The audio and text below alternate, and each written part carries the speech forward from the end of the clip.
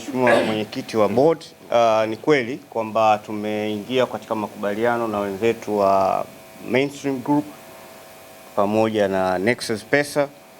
Utaratibu kama tulivyosema, utoaji wa kadi za Simba unazingatia katiba yenyewe ya Simba, kwa maana utaratibu utakwenda vile vile katika mchakato wa kuanzia katika ngazi za matawi na kuja mpaka makao makuu kwa ajili ya kupata hizo kadi. Kila mwanachama ambaye atafanya enrollment hiyo ataipata kadi yake katika eneo lake kwa utaratibu ambao tutakubaliana, kwa sababu kuna makampuni mengine ambayo tunaendelea na majadiliano nayo kwa ajili ya kufanya delivery ya hizo kadi. Zaidi ya hapo tu kwamba ni wakati mwafaka kwa wanachama haswa kwenye ngazi zile za matawi, kwa sababu tutaanza na usajili wa matawi muda mfupi kuanzia sasa, ili matawi yale yawe registered, yaeleweke yalipo na viongozi wake, na tutaleta document ambazo zitakuwa zinaainisha sasa orodha ya wanachama katika hayo matawi, na ili yawe matawi ambayo yanaeleweka, sio tawi ambalo mtu anatembea nalo mfukoni anasema mimi mwenyekiti au katibu wa tawi ambalo halijakuwa limesajiliwa. Target yetu kadi ya mwanzo itakuwa ni siku ya tarehe 27 mwezi wa 3 mwaka 2026. Tunafanya hivyo kwa sababu kuna mambo mengi na taasisi nyingi ambazo zinatakiwa kuhusika kwenye maandalizi ya utoaji wa hizo kadi. Ilikuwa ni muhimu sana kuwatangazia utaratibu huu ili wale ambao tumewapa majukumu watakapokuwa wanawasiliana na taasisi zinginezo, basi wawe ni watu ambao wamepata idhini ya club na tumetangaza kwamba tumewapa idhini. Si rahisi kumwambia Nexus wafanye utaratibu wa mchakato wa kadi au kuambia Mainstream watengeneze mfumo wa uendeshaji wanachama na kadhalika bila ya kuwa wamepata idhini inayotambulika. Simba ni taasisi kubwa, ni lazima tujenge uaminifu na uadilifu kwa watu ambao tunashirikiana nao, na ni jambo la wazi, na mchakato ulienda kwa mujibu wa taratibu za nchi yetu na kwa mujibu wa sheria za nchi yetu. Kwa hayo machache, Mheshimiwa Mwenyekiti, nashukuru sana. Labda kama ulivyosema, nitaomba ulizie tumkaribishe mwenzetu wa Nexus kama analo la kusema na Mainstream Group wanalo la kusema, then kama kutakuwa na maswali tutajibu. Asante. Anaanza swala linalohusu idadi ya wanachama wanaotakiwa kubebwa katika kila tawi. Kwa sasa inasema ni 250 na kuna kiwango cha chini ambacho kilikuwa ni 50. Kwa hiyo tutakaa na kuona namna gani ambavyo tutarekebisha kuwa na reasonable number ya katika matawi, na nadhani utaratibu utaelewesha wale wanachama wa zamani ambao walikuwa na kadi zao, wengine bado wanazo katika possession yao, wengine walipoteza. Kwa hiyo tutakachofanya, wakati anajaza kuomba kadi mpya, atajaza na kadi yake ya zamani, tutaangalia kwenye ledger na atarudi kuwa na namba yake ile ile ya zamani, au kwa namna ambayo tutakubaliana kuweza kwa sababu haiwezi kuwa mwanachama aliyekuwa na kadi tangu mwaka 70 na 80 na 90 ile kadi yake ifutike. Kadi yake itaendelea kuwepo kwa kuingizwa taarifa labda za ziada tu sasa hivi kutokana na ukuaji wa teknolojia na kadhalika. Zoezi hili kwetu sisi lina faida kwa sababu itakuja kuuisha wale ambao walikuwa na kadi wakazipoteza na zikuwa hazitolewi tena, wale ambao walikuwa wanahitaji kuwa na kadi mpya, na kuboresha pia. Kuna wengine wanachama wa Simba sasa hivi wamekufa, walikuwa wanachama, wengine wamehama na kadhalika. Kwa hiyo itatusaidia sana kuimprove, kuwa na records na takwimu sahihi zinazohusu wanachama, wapenzi na washabiki. Licha ya kuwa tuna mahitaji makubwa ya wanachama ambao wanapenda kujiunga na klabu yao zaidi ya 2 milioni, na tulifanya hiyo testing. Kwa hiyo tunaamini kabisa tutakapoanza tutaweza kujua kama kweli kulikuwa kuna uhitaji na kadhalika, na mambo mengine yatakuja kujifidia huko.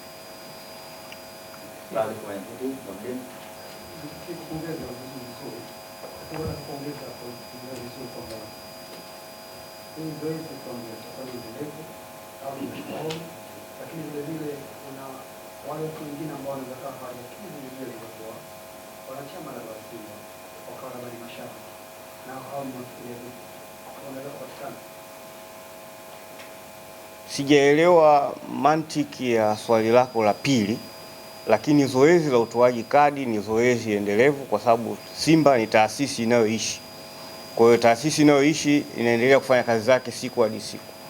Tulisitisha utoaji wa kadi kwa miaka hiyo kutokana na mambo ambayo tulikuwa tunafikiria kuyafanya, lakini tumeona kwamba kuna ulazima wa kurudisha utoaji wa kadi ili wanachama wengi zaidi waweze kutoa mchango katika maendeleo ya klabu yao na ushiriki wao katika klabu yao.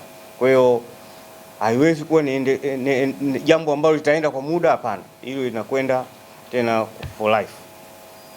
Lakini vigezo na masharti ya wanachama, ukirudi tu kwenye katiba ya Simba, kadi zetu tulishasema na tunarudia kusema tena, hatuwezi kwenda kwenye maeneo ya masoko au maeneo ya mikusanyiko kuwaweka watu pale wacheze mziki sio na nini tufanye promotion, hapana.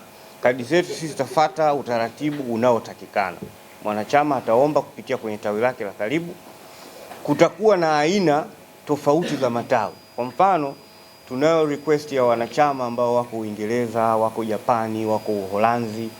Hata hapa nimepokea message kutoka kwa mtu mmoja anaitwa James Boze, anasema bwana wao wanataka kufungua tawi lao Amsterdam. Kwa hiyo tutakuwa na virtual branches ambazo zitahusu zaidi watu wako nje, Afrika Kusini na sehemu mbalimbali. Tutaangalia na tutalitengenezea utaratibu wake, lakini vinginevyo utaratibu wa upatikanaji wa kadi ni ule ule. Asante mwenyekiti. Kaina. Naitwa Kaina wa KPMTV.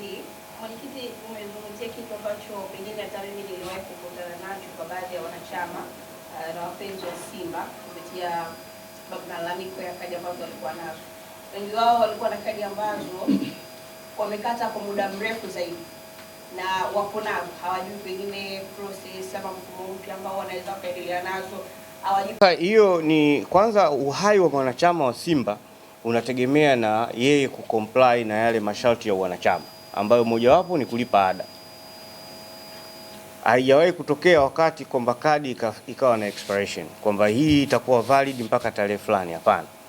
Kadi zitakuwa na hadhi yake ya kuwa mwanachama kwa muda wote, lakini ili uwe mwanachama hai ni lazima ulipe ada. Kwa hiyo huyu ambaye alikuuliza swali hilo, kwa bahati nzuri tu wewe ukuwahi kuwa umefahamu, wanachama wa Simba unakuwa hai pale unapolipia ada na unapokidhi masharti yote yaliyowekwa kwa mujibu wa masharti ya wanachama. Na ili tuweze kuwa sawa, tutaielekeza management leo ipost ile sehemu ambayo inaelezea nini masharti ya mtu kuwa mwanachama wa Simba Sports Club, ili kila mmoja awe na uhakika, awe anaona.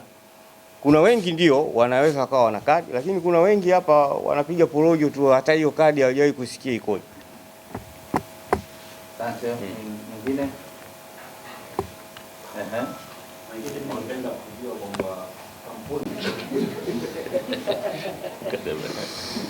mkataba upo na tutaeleza manufaa ya mkataba na masharti mengine ya mkataba, lakini kwa sasa tuelewe tu kwamba kampuni hii imepata haki hiyo ya kushirikiana na Simba. Kwa hiyo ukomo wa mkataba utakuja kuzungumzwa, na kuwa na kampuni hii haimaanishi huko baadaye hamna mabadiliko mengine yanaweza kutokea. Kampuni zina uhai wake na zina mambo yake, lakini Simba itaendelea kuwepo kwa sisi tuliokuwepo sasa na hata wengine watakao kuja huko baadaye.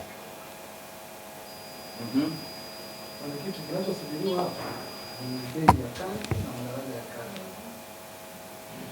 Tutatoa. Sasa hatukusema kwamba lazima leo tuje kusema kila kitu, ili na sisi tuwe na muda wa maandalizi. Nadhani umenisikiliza nilichosema mwanzo kwamba tumewatangaza hawa kwa sababu katika uandaaji wao watahitaji kuwasiliana na mamlaka za serikali, kuwasiliana na wanachama, kuwasiliana na wadau wengine. Kwenye hiyo kadi kutakuwa na added value items, kwa maana labda pengine tunaweza tukafikiria kwenda kuweka mambo ya luku, kuweka gesi, kuweka nini, ili mwanachama sasa asiwe na kadi 20 mpaka wallet inatuna, inaonekana yule jamaa kama ameweka mzigo, kumbe makadi matupu. Umeona? Kwa hiyo inaweza kawa kadi hiyo moja ikabeba vitu vingine tena. Kwa hiyo nadhani tumewatangaza, dhumuni rasmi ni kuwatambulisha kwa umma ili waweze kujua kwamba hawa ni watu ambao tuna mkataba nao, ili kazi zao zifanyike katika misingi ya kueleweka. Sisi huwa hatufanyi mambo ya kuficha ficha na nini. Hii ni taasisi ambayo inajiendeshwa kwa uwazi na ukweli. Lakini kwa upande wa wanachama pengine wategemee kwa upande wa ada zao za malipo zitaenda kufanywa operations kuongezwa ama zitasalia kubaki? Mapendekezo hayo tutachukua kutoka kwako. Asanteni sana jamani, mchana mwema. Asante. Jamani, kama nilivyosema wakati tunafunga kikao, mpe headlines za kutosha. Lakini mambo ya maendeleo